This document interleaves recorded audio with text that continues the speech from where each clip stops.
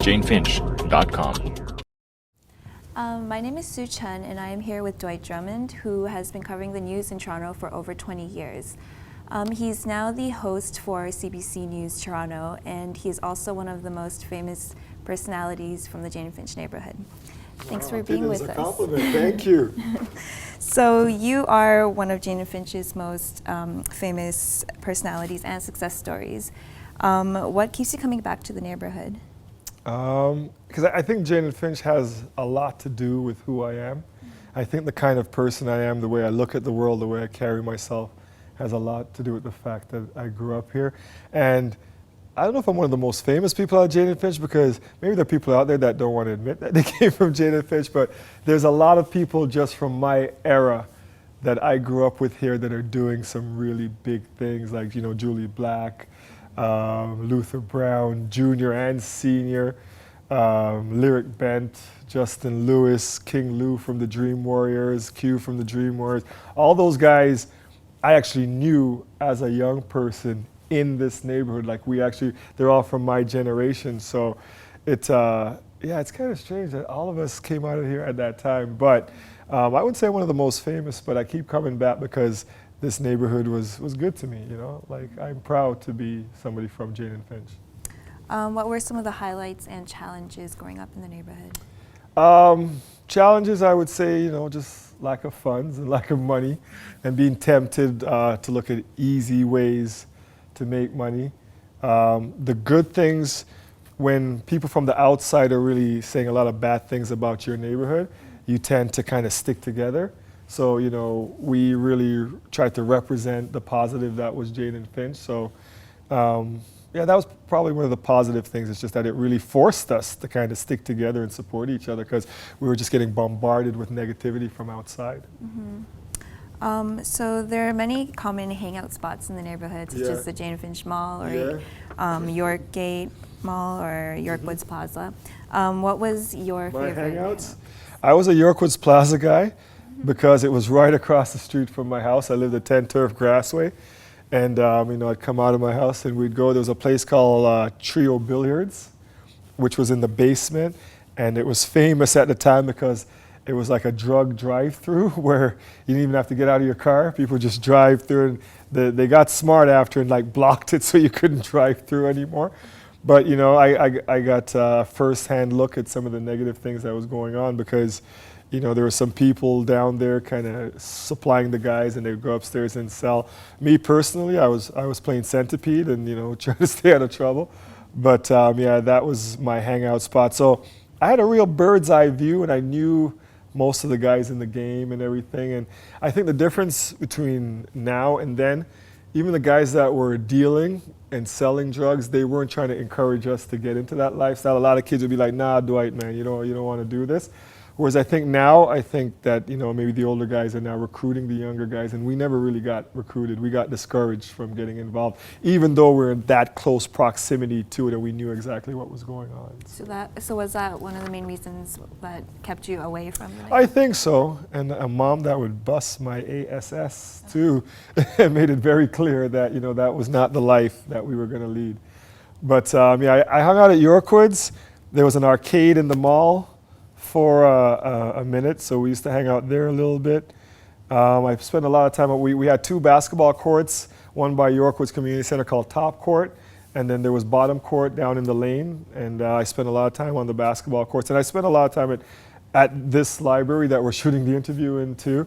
And I also spent a lot of time at York Woods Community Center, both working there and hanging out there. And, you know, back then, there weren't the parameters. Like, we could go to any part of the neighborhood we wanted. Now I'm here, and you know, you got Crip there, Blood there, this and that.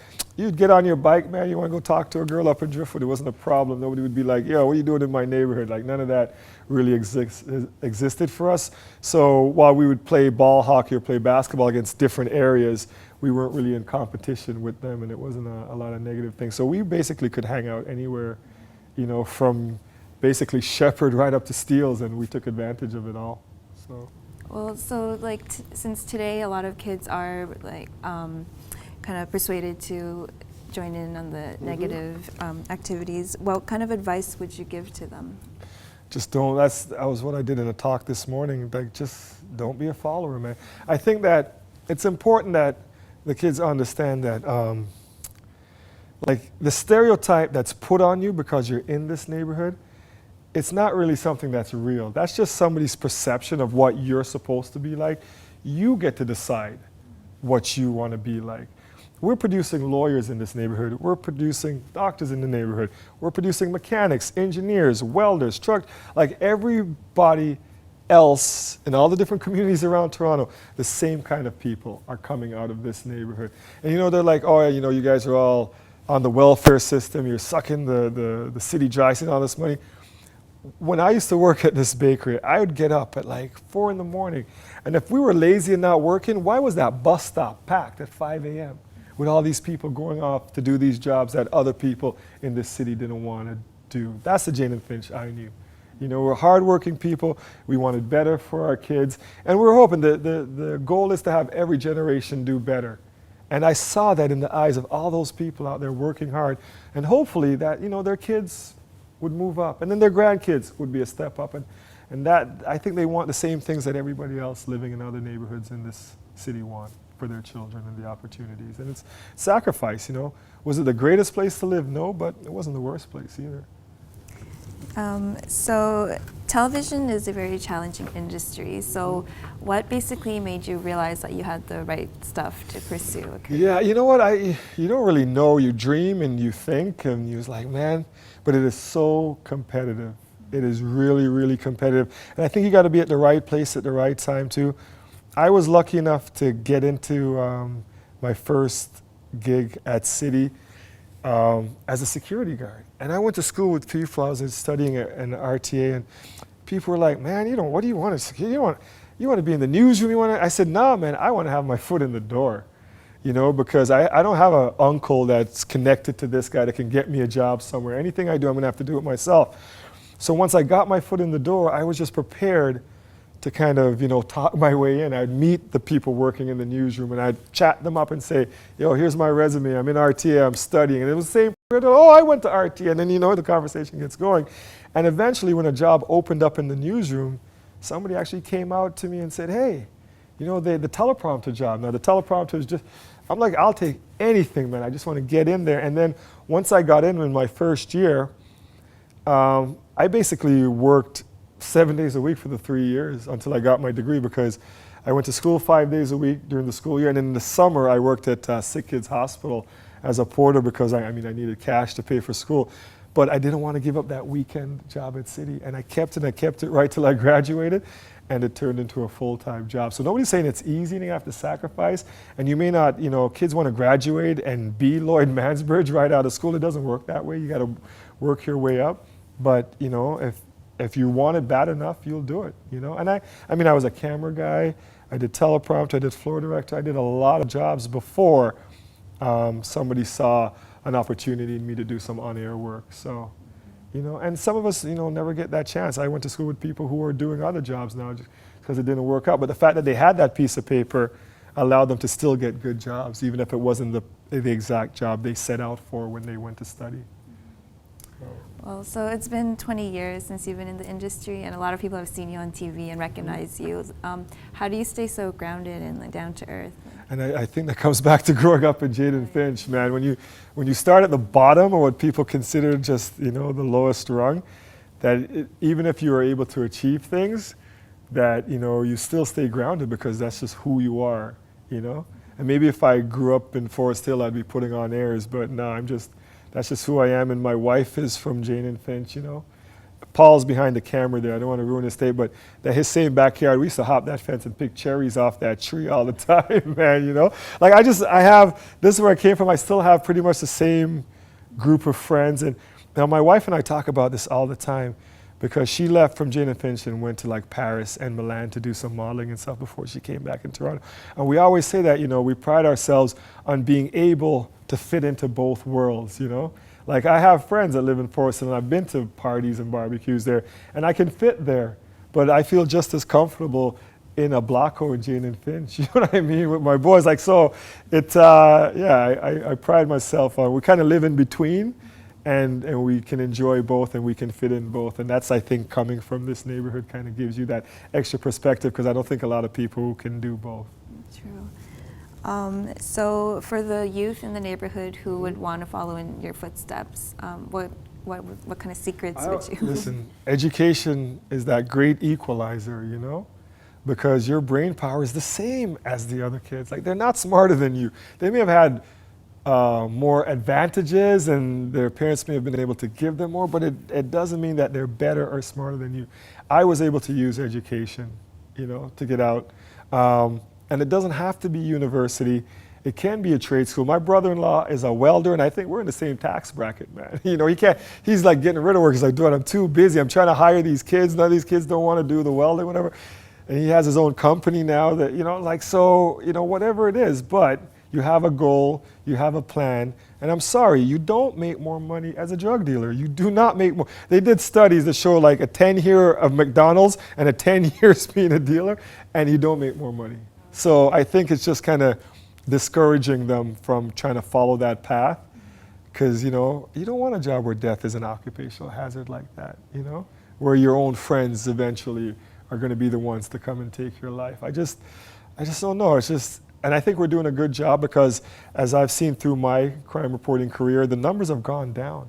You know, less and less of our young people are falling into the traps, you know, and we're doing better overall as a community for it. Mm-hmm. Well, the neighborhood's still very over-stereotyped in the media. Yes.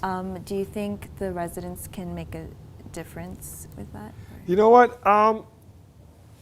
When I was living here, I felt that there was a problem, because anytime something would happen, it could happen to Jane and Bloor, man. It was just Jane-Finch. It was like a code word for bad, and that really bothered me growing up. So I know I spent my career trying to do that. I even talked to people just last week. I talked to people in my newsroom about, like, don't just say Scarborough, because Scarborough goes through the same thing. Give me an intersection.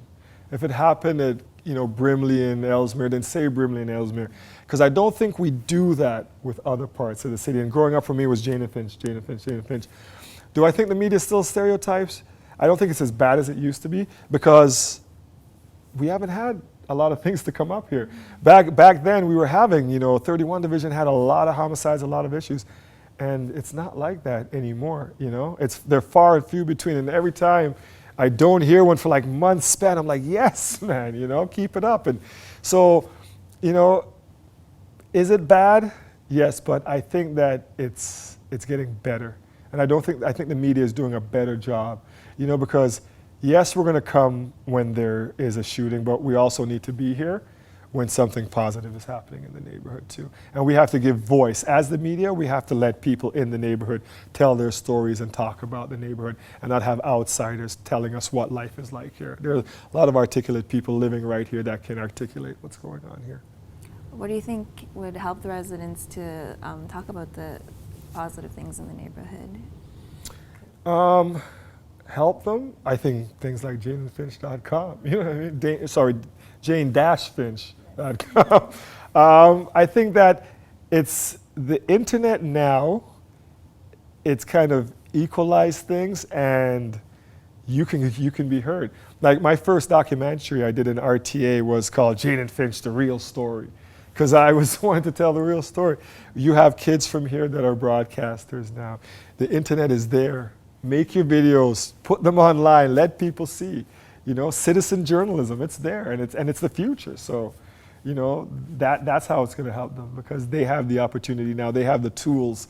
It's not out of their reach financially or otherwise to be able to do these things and tell their own stories. Mm-hmm. So you were one of the first reporters to cover the Jane-Finch website. How did you hear about the website, and what made you want to cover the website?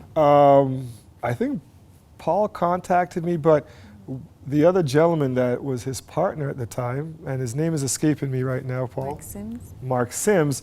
When I was a camp counselor in Jane-Finch, Mark was one of my kids. Oh. Yeah, he was one of the kids who came to my, so I mean, and I've always kept in touch with the neighborhood. Like back then I was still coming up here to play ball, so I'd heard about it, and I'd heard about some of the rappers. And when I met the two men at the time that were running it, I said, you know, these are credible voices in the neighborhood. They're on the ground level, they're grassroots. So when there was opportunity to talk about things, I would use them as a resource and come to them because I felt like they were living here, they were talking to people here, and when you're covering stories, you want to get the story right, and it's important to go to credible sources that are in the know, and I felt they were in the know, and that's how I got hooked up with them. Okay. So what's next for you? Do you have any goals? I mean, the job I'm doing now is next. You know, I've worked a long time. If somebody had told me when I was living here that I would be anchoring a flagship newscast in Canada's #1 market for the CBC, I would be like, yeah, whatever, man, you know? And, you know, it's happening, and It's I'm like a doing dream come it. true. Yeah, it really is. I always say to people that my family, all of us, my siblings too, we've all kind of lived the Canadian dream and the plan my mom had for us, you know. So we were able to fulfill it, so. Yeah. Do you have any last words for the audience watching Jane-Finch.com? In Jane and Finch, I want to tell the kids that, you know, I always say, it's old school, and you probably don't know the song, it's by Public Enemy. It's called Don't Believe the Hype. Don't fit into other people's stereotypes. You know, you decide what you're going to be and who you are, not based on where you come from. And for the people from outside Jane and Finch, also, don't believe the hype. It's not the community that you hear about. You know, it's just like any other community. The children here have the same dreams and aspirations to be positive, contributing members of Canadian society as kids in every other neighborhood. Okay, thank you so much for your time. Thank you, and good luck. Thank you. For future RTA too.